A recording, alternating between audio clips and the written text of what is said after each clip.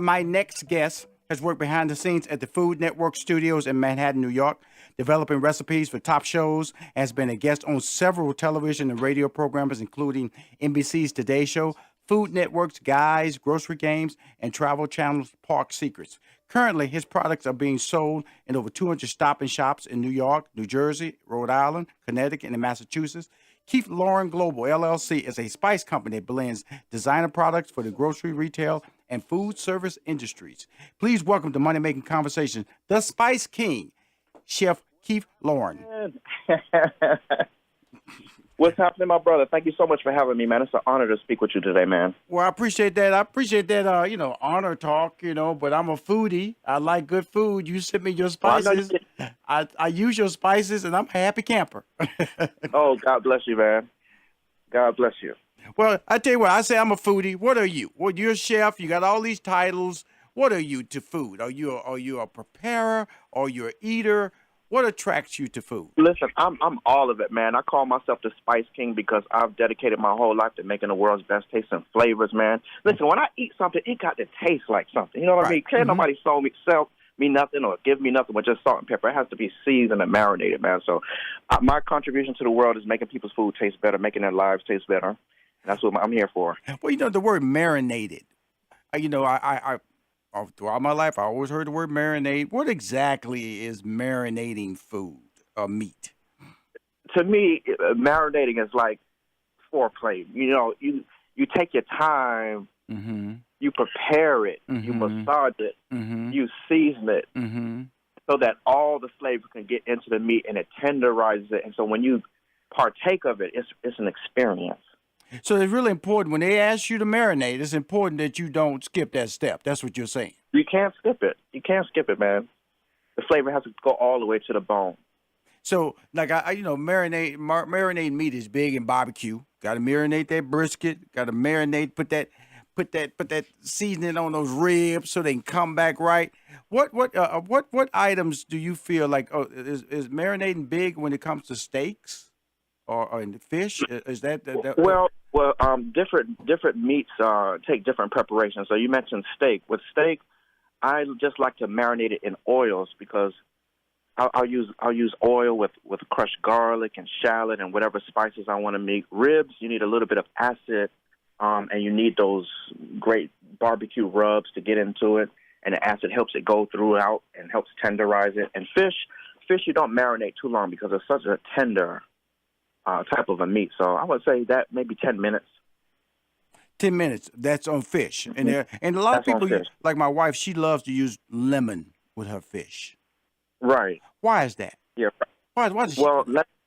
Lemon is a refresher, and because of those citrus notes and because of the acidity, it gets rid of that odor-smelling bacteria. So that's why we put lemon over the fish, because it'll get rid of that rank flavor. Sometimes if the fish is old. And it just makes everything more refreshing.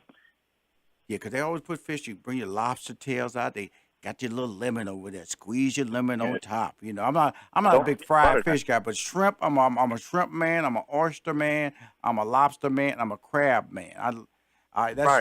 That's my seafood. So how did you? Let's go back a little bit before we get to the Spice King collection. How did you get into business? Well, listen, man. I have a very interesting history. My great grandfather started his name was Gene Johnson, and he set the standard for our family in entrepreneurship and in food. In St. Augustine, he had a very famous restaurant, one of the first black restaurants, and Lucille Ball, Desi Arnaz, the Sinatras, the Kennedys, all of them would actually go to his restaurants during segregated times just because his food was so good. And I grew up eating those flavors and recipes from my grandmother, and that's what inspired me. So after I was inspired, and after I went to business school, I decided, listen, I'm going to make this my full-time job. And then I went to culinary school. I traveled in China, Japan, and Greece. I worked in the United Arab Emirates, got to cook for the royal family. I got to work with Food Network. And then, hey, the rest is history, man. You went through a lot of history there now, Keith. You talking about, you China. So you go to the different places. What did you pick up when you go to because all these are different, food stylings, food, that are very unique. And so, they always say, Chinese food in China is not the same that we eat here. Definitely not. Each location has its own style, as you mentioned, And what I always pay attention to is the flavor of each region. Every region, because of the locality, because of the agriculture, they have certain ingredients that's native. And so they're able to take the ingredients and use it in their food and make it shine, make it unique. And that's what I pay attention to. Now, you When mentioned you go to places like China, you get the Szechuan peppers and the white pepper and the chili oils and the garlic and ginger and all of that kind of good stuff. And then the spices, so it's different. Well, let me ask you this. When you go to these different places, is there a language barrier when it comes to cooking? Absolutely not, man. In fact, food has been my ticket everywhere, man. Once you invite a person over and you sit down and have a meal with them, whether you are fluent in their language or religion or not, it doesn't matter, because that food is something that breaks down, makes people, it's like an equalizer, it makes everybody even and just makes everybody happy. Yeah, and that's what. Yeah, pinch of salt, pinch of salt. That's my travel ticket. Seasoning, over seasoning or under seasoning, you gonna tell when you scooping out that pot or that skillet off that plate. It's gonna let you know if you're gonna put a smile on your face or a frown on your face. That's amazing. Mr. Rushion, you mentioned in the interview, in the introduction, that I was going to be in 200 stores, but I'm going to be in over 8,000 stores by the end of next year. Well, 8,000, it is Rushion. Well, just to let you know, you said Russian. It's Rushion. And I apologize for saying this. This is what I get from your resume. This is how, I personally do everybody's resume, Keith. And so I don't let no assistant do it. I get up before the show. I get over all the stuff that's put in the portal, and it says right there, 200 Stop and Shop stores in New York, New Jersey, Rhode Island, Connecticut, Massachusetts. Now, give us the exact facts so we can hype you, because what I do not want to do is come on money-making conversation. Hear what I say? Money-making conversation and undersell your brand, okay? Talk to us. That's right. Well, my intention for this interview is to show everybody that, listen, everything is possible, and God will do it for you if you put in the work and the faith, man. So let me just tell you, so for this year, I'm in 200 Stop and Shops. I'm in 100 Big Y world-class markets. Next year, by 2019, I'll be in 1,500 Walmarts, 225 giant Carlisles, 175 giant Landovers, 200 Terrace Heaters, over 200 H-E-B stores, 200 Price Choppers, 225 Tops supermarkets, 500 SEG stores, and then 2020, I'll be in 1,200 Publix, 165 Stater Brothers, 1,000 Food Line stores, and 2,700 Kroger grocery stores. So we rocking and rolling. And that's just in the United States, man. My goal is to get in the UK, Canada, Africa, the Middle East, and South America, man. We rocking and rolling out here. Now, so why are you holding on to the information? I'm looking here, don't have none of that information. Why you got the grip on the news, on the good news? Well, I'm sharing it now. Yeah. See, I'm going to tell you something, Keith. It always sounds better when somebody else hyping your brand. It makes it feel real. Makes it feel a little bit more legit. Right. That's all. So make sure you get that information, so when I post your stuff on social media, I can share everybody with these facts, because that's amazing information. This is a question I want to ask you, because you go in these stores and you see all these seasonings. By the way, he has great packaging on his seasoning. I got it at the house. He shipped it to me. It's really, really good. Now, what I want to know is this. How do you compete? How do you separate yourself? We know you got McCormick sitting up there forever. That's a brand that's just been out there since the beginning of stores. How do you compete with all these other stores that are on the Whole Foods shelves, on the Sprout shelves, on the Kroger shelves, on the Publix shelves, public food store shelves, H-E-B in the Houston area market? How do you get your brand to step out? Well, I'll answer that question in two parts. The first one is you have to create your brand. Well, first, before anything, your product has to be damn good. You have to have the best product on the market. Mm-hmm. And with all of my world travel and experience, I've created spices and techniques that nobody's using before. So my products are actually made like perfumes. They're infused with aromatic essential oils. They have over 72 trace minerals, and they're layered. So just like a perfume, when you smell it, you get top notes, middle notes, ending notes, and then that afterthoughts. The same thing that I try to transpose and with spices, so that your food tastes very layered. So have a bomb product. That's number one, that nobody can compete with. Mm-hmm. And then number two, your social media game has to be really strong, man. It's not you that sells the product. It's the what's more important is the customers that come in and get it and the value you add to it. So back in 2011, I started off on YouTube, and the value that I wanted to give people was to show people how to make authentic recipes the best way they possibly can. And when people follow the recipes and the techniques, and they love you and they take your word for it. So if you're suggesting different products for them to use, they'll go ahead and do that. And so that's how I'm able to get into the store and beat my competition, number one, with the quality of my product, and number two, with the following that I have from social media. Okay, let me ask you this. Do you ever go do any demonstration in any of the stores of your product? Well, see, this is 2015 was my first year in stores. Yes, sir. I was in Stop and Shop. Last year, I got into Big Y, and it's this year and next year that I'm getting into all of the massive rollout. So I haven't been able to get into the stores as of yet. However, I do a lot of community outreach, lots of farmers markets, lots of cooking events, trade shows. I mean, I'm always online providing culinary content for people. So that's how I get to connect with my audience. Well, that's important because, first of all, I love you have passion. I can tell you have passion. Yeah, I can almost hear you when you're talking. I can taste your food. Now, thank you, man. That's an honor. Oh, absolutely. As they say, when somebody likes something, you want it too. You go, that. Start talking about that. Because my staff always talking about. I start talking about food. They go, "You making me hungry." That's how you sound. That's right. You know the old adage that you say you should do something that you love to do, because if you love it, you're always doing it. Can't nobody beat you at your own game, because that's all you do. I live spices. That's all I do every day, all day, man. Cool. I'm a master. But the Spice King, where did that title come from, or where did that name come from? How did you create that? The Spice King name came actually from my friends in Abu Dhabi and Alain. I had the opportunity of cooking for the royal family and members of the royal guard there. And when the friends tasted my food, hey, you are the king of spice. You are the king of spice. So that nickname came from them. So I'm very thankful. Well, guess what? You were smart enough to hold on to it. That's right. Well, when you're a king of something, you really strive to be the best at it, man.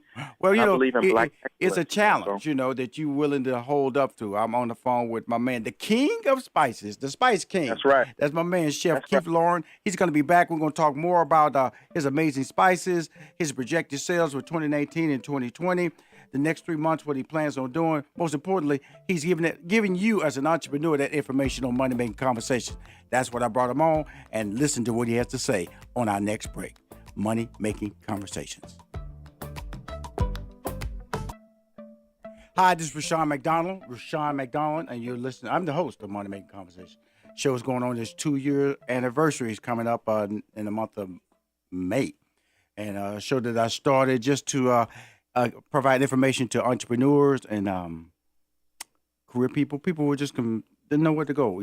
A lot of people are afraid to change their vision or change their future because they fear that change may not come with guarantees. Like an everyday job supposedly has guarantees, but we know that's not true. You can get laid off, you can get terminated, you can get downsized, you can do a lot of things can happen. So I always say this show is designed so you can bet on yourself. Even in a 40-hour week work environment, I want to teach you how to bet on yourself, because there are things that you can do to be promoted. There are things you can do to increase your value at a job. And a lot of people are not aware of that because they just think, I'm just going to go to work and do my job and come home and be frustrated. No, I never was frustrated in any job I held, because I always had an objective to be better than the job and the position that they gave me. That's exactly the case. Okay, my man on the phone is the Spice King. We've been talking a lot. He had a little area he kind of glossed over about his grandfather and the legacy of the family cooking. I want to go back to that, Chef Keith Lorren. Talk about that. Then you was talking about, have you done any, and do you have photos of that? Do you have a booklet that you're creating about your father and what he did as a I guess you could say a celebrity chef, one of the first celebrity chefs? That's right. Well, I plan on opening up a restaurant in his honor, and with all of the great recipes that he has, very soon. After I've finished all of our United States distribution, and that's going to be my next project. But we definitely have photos. There's newspaper articles. There's books written about him. His legacy is still there. There's a street named after him, Gene Johnson Road in St. Augustine, Florida. A few months ago, I went down and just walked his whole street, oceanfront property, Mm-hmm. And I was just taken aback at how successful he was during a time when black businesses weren't patronized by others. You know what I'm saying? So he was a titan, and I'm honored to have that blood in my veins. You know. Well, first of all, I see you as a champion. You're a champion. You went around the world. You're not afraid to learn, which I think is really important. Because a lot of people, I've been around people. You tell them something doesn't taste right, they get offended. Like No. like, hey, hey, you asked me to taste. Now, it's like a restaurant. If you go in a restaurant, if your food's not good, nope, we can't take that back. Gotta eat what we put in front of you. Come on. I'm the king of setting stuff back, man. If it's not cooked right, I set it right back. You know what I'm saying? Go there. My wife, she always gets you. You sit back. I say, hey. Yeah, look, I'm not just gonna sit up and eat angry. Okay, That's angry. right. You know what I'm saying? I'm not gonna be mad at the waiter or waitress because they're just bringing back what was given to them. Just give to me, and so That's right. I actually have a YouTube series on YouTube called Bland or Grand, where I'm going into restaurants and really reviewing the food honestly. It's pretty funny. I'm glad you think that because of the fact that I am very serious, chef, when I go in restaurants to eat because I really think that when you look at food and the people always tease me, they go, well, you eat anything you want. No, I don't. I eat what I eat a lot of food. I'm a sampler. I love to go into restaurants and like I was at Papado's this Saturday. Papado's Right. came out. I ordered me a nice little shrimp po' boy, and man, they had a pile of fries. The fries was half the plate. Now I'm Wow. not gonna eat all the fries. I'm sorry. Put some shrimp on that plate. I'm gonna give it, but that's a good technique to say you got a lot of food on your plate. Now, if your goal Right. is to eat all those fries, then guess what? You're going to gain a little weight. That's right. You're going to gain a little weight. But I want to enjoy the fries. I want to enjoy my shrimp po' boy with the tomatoes and the tartar sauce. I ask for extra tartar sauce, extra ketchup on them fries, and that little. I can taste it. Come on, brother. I'll put a little lemon on that. Come on now. That's language. Come on. I'm gonna tell you something, chef. See, me and you, man. See, you just love food. Tell me one of your favorite meals, right quick, and it just make us just make us feel good about it when you talk about it. One of your favorite meals out there. Make my staff jealous. Make my staff jealous. Spice King, come on, Spice King. Come on, Spice King. we come from such a rich heritage with food. I mean, all of the food of the black diaspora is fantastic. You have the Latin Afro fusions, the Caribbean fusions, the Brazilian fusions. Even in China, I noticed that there's some African flavors and things going on. So to ask what my favorite dish is hard, but I will say that right now I'm really into Brazilian food. Mm-hmm. And there's the dish called moqueca that I'm just so in love with. And basically, I like it's that a name. seafood stew. Hey, chef, say that name slowly, though. What is it? What did you call it? It's called moqueca. Moqueca. Yes, and it's a seafood dish, excuse me, that's cooked with coconut milk. And so it has that island feel, and it has garlic and ginger in there with tomatoes and cilantro, black pepper, Scotch bonnet peppers. And then on the top of the seafood dish, they put African red palm oil. Now, everybody knows I love butter, but this African red palm oil is so rich, and how it pairs with all the flavors and it just glides over your palate. It's just beautiful, man. It's a work of art, and it's a gorgeous dish to look at. So I encourage everybody to go online. I have a recipe on my website for that, and they can make it, or you can go to a Brazilian restaurant and make it and eat it and love it. Right, my Brazilian restaurant is like, Fogo de Chao, I'm going to go in there and get that meat, brother, that marinated meat, all you can eat till you flip the red and flip the green, and I'm happy. But when I think about what you're trying to do with your career, what is the ultimate goal, chef? My goal is very simple, man, and that's to make everybody's lives taste better. So if I can give people a complete, complex product, one spice blend, I have many spice blends, but each spice blend is designed to be an all-inclusive unit. So you use that one spice, and it makes you taste like you have a gourmet meal, like you spent hours into the kitchen. And I give you an example. Like I have a steak and burger seasoning, right? And when you use this steak and burger seasoning, it instantly makes your burger taste more juicier, meatier. and it has like a flame broiled aroma that it puts on there. Yeah. It's phenomenal. It's like science in a bottle. So my goal is to make everybody's lives taste better, and then to get global distribution, Right. so that I can be a poster child. Like, hey, man, you can start off with nothing, go on YouTube, make your videos, do your marketing, do it right, and go global. That's my goal. Going global. Let's talk a little business here. We've talked about food a lot. I want to let everybody know how passionate you are. I would tell anybody who call my show, if you're gonna come on the show, we got to talk about food. If people are gonna be interested in buying your product, you got to be passionate about your product, and you've shown that so far. So let's talk about using social media and your marketing plan when it comes to the Spice King to give people advice on how you should do that. Okay, I can give you 4 key points on creating your brand. And you can stop me anytime to slow it up. The number one thing to do is to develop your identity, your look, how you sound, how you feel. That's very important. The second thing is you need to fulfill a need or add value to something that does not exist or that already exists. And then number 3, you have to be very regular with your content and your marketing. Your marketing message, like in my earlier part of the career, I let everybody know that I invented cooking, that I was the spiciest man in the world, that I was the Duke of Delicious, that I was the king of spice. I let everybody know it, and I showed it in my cuisine. So I was able to brand myself that way. Mm-hmm. And then finally, you're going to need a monster team to help you with your videos to improve the value of it. You're gonna get a distribution plan. So you're gonna focus online first, then you're gonna go local, then you're gonna go national, then you're gonna go international. Mm-hmm. And that's the game plan. That sounds very good. One more key thing I want to say is, no grocery store is even going to look at you and talk to you if you can't move them products off the shelf. It can be the best product in the world. Robert Kiyosaki in his book was talking about this lady who cussed him out at the doctor's office because she said her book was better written than his. And he was like, well, hold up, lady. I never said I had the best written book. I said I have the best selling book. That was the important. But my thing is I have the best tasting product, and I'm going to be the best selling. That's the key. I love that. Well, who was that said that? I love that. Hey. Right. I got the numbers. I got the numbers. You get out of my face, okay?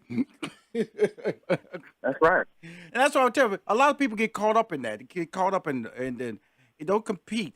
What is your brand? What is the story you're trying to sell? And how are you going to move it off the shelf? That's the bottom line. Right. That's how people turn. I don't compete with anybody. Mm-hmm. I don't even consider myself having competition because I just stay in my lane, man, and I just be the best that I can possibly be. I'm always striving, always learning, always traveling, and I love when people give me feedback because I get better.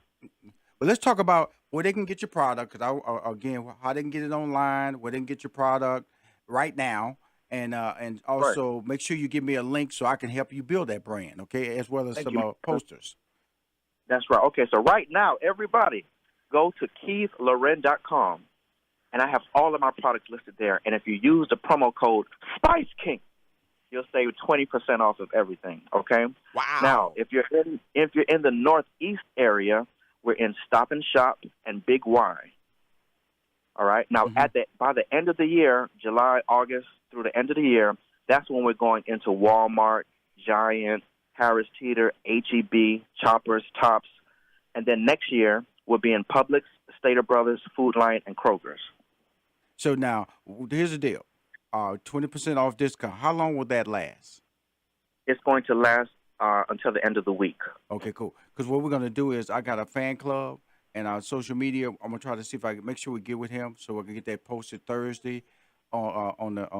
Samantha's going to contact you through our talent agency to make sure we get that banner and get it on my website not my website, on my social media on Thursday with that 20% off discount. But we want to do another one when we drop it with I have 230,000 fan club members. So, Chef, that's beautiful. Chef, I want to thank you for coming on my show. And the Spice King, he's the one and only. He's the one and only Spice King, Chef Keith Lorren. Thanks for having me, man. I appreciate you, my brother.